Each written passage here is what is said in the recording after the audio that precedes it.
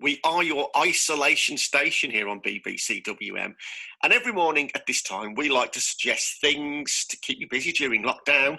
Today, we want to talk about learning a new language. And it's because some of our favourite footballers have been doing online lessons. Sergio Aguero has been teaching kids to count in Spanish for BBC Bite Size. Aston Villa's Bjorn Engels has been giving us lessons in Flemish, while his teammate, the goalkeeper Oyan Neeland, has been trying to get us all to speak Norwegian. Hi, since you guys are homeschooling right now, why don't you try to learn some words from my country, Norway? So here's to learn something Norwegian together with me. Hi, my name is... Hi, mitt navn How are you? Hvordan går det? Hvordan går det? Oh, good. Bara bra. Please. Thank you. Varsågod. Tusen tack. Tusen And now, tack. let's count together. 1, 2, 2. Is this the amount of goals he's let in? 4, 4, 5, 6. Is this against Man City?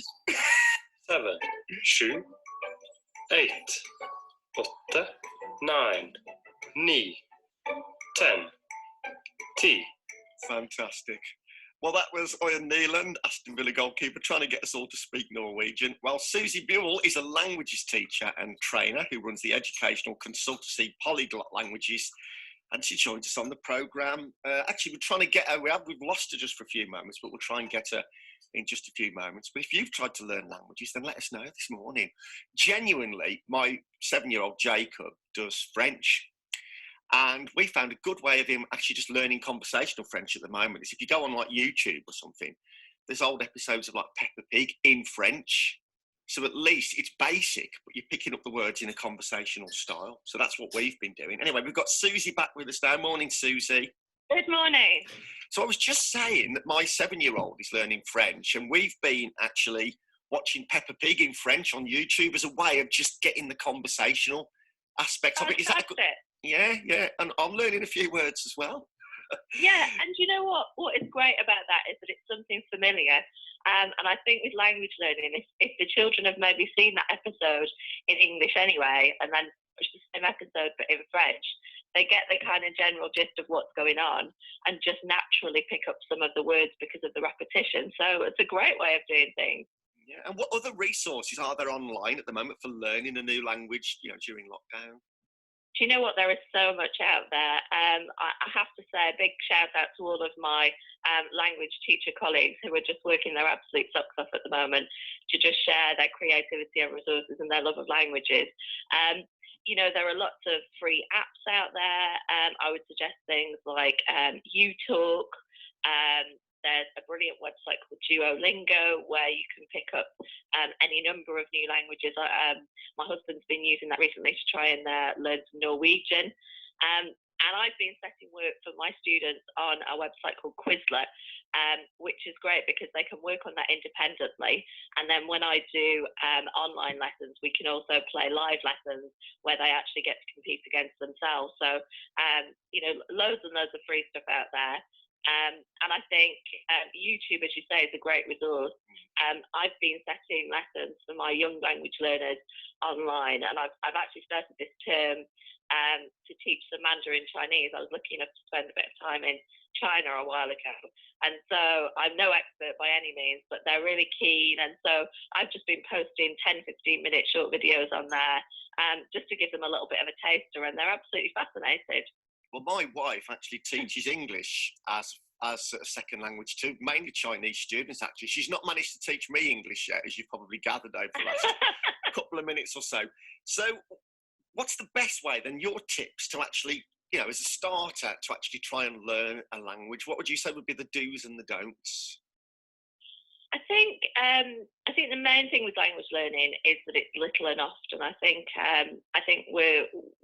we're fortunate in this country in that we have a really dedicated group of teachers who are teaching in our schools. But I think that the main thing is time. I think certainly in Europe, schools sometimes have more contact time with their learners, so that can make a massive impact. So I think what goes on in the classroom is really, really important. But I would, for anyone learning the language, just trying to invest regular amounts of time throughout the week, and obviously we've got lots of time at the moment, so it's a perfect time to be picking up a language. And I think doing it in a variety of ways. I mean, I've got a friend, Nikki, who's absolutely obsessed with TikTok at the moment, and she's a teacher friend.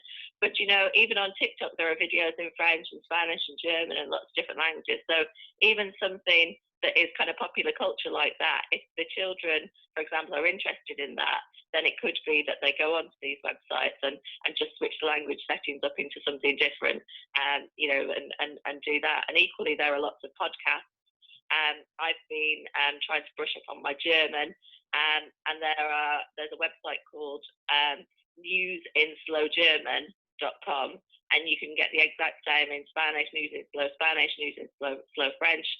And it's great because sometimes we find that when we learn a language at native speaker speed, it's just crazy fast, way too fast, and a bit overwhelming. So that's great in that you can actually play around with the settings, and you can set it to a speed that actually suits you. I think that's important, isn't it? Because everybody learns at different paces. I bet that another language is easier to learn on TikTok than that dance to Blinding Lights by The Weeknd, which I keep trying to do. And I can't do that. So finally, is there a particular language that you would suggest might be one of the easiest to learn? Because you mentioned Mandarin Chinese, which sounds like a complete minefield. What would you say would be good? Mandarin Chinese, I wouldn't start out with. I think the research suggests that it takes anything up to 10 years for a European, to pick up Mandarin Chinese, and that's not even the characters. I would say from personal experience, probably Spanish, because it's a phonetically very regular language. So my love is for all things French. That's the language I studied at school. It's the language that I teach and will always be my first love. But I think Spanish is a good one to start with. I think it's popular with parents because it's a popular holiday destination. There are loads and loads of YouTube videos. Like I said earlier, lots of apps out there that are free to just pick up some of the basics, and even things like Netflix and Amazon Prime. One of my teacher colleagues has really kindly put together a list of films that are free to download on those video subscription sites. Just so that we're all spending a bit more time maybe watching TV, relaxing in the evenings because we've got this time. So, if you are going to do that, why not just switch on a French film or a Spanish film and put the subtitles on and see how you get on? What a great idea. So you're good at Spanish, are you? You're fluent at Spanish?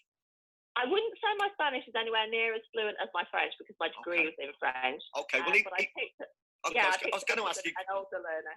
Okay, I was going to ask you then, maybe in French then, could you now say, now on BBC WM, it's time for the travel with Jason Johnson? Alors maintenant, c'est les actualités et les infos de transport avec le monsieur là. Voilà. Auf Wiedersehen. BBC WM Travel, keeping the West Midlands moving. Well, we're not doing too badly across the road so far this Thursday morning in Birmingham in the Black Country. Traffic is coping very well. The M6, the M5, the M42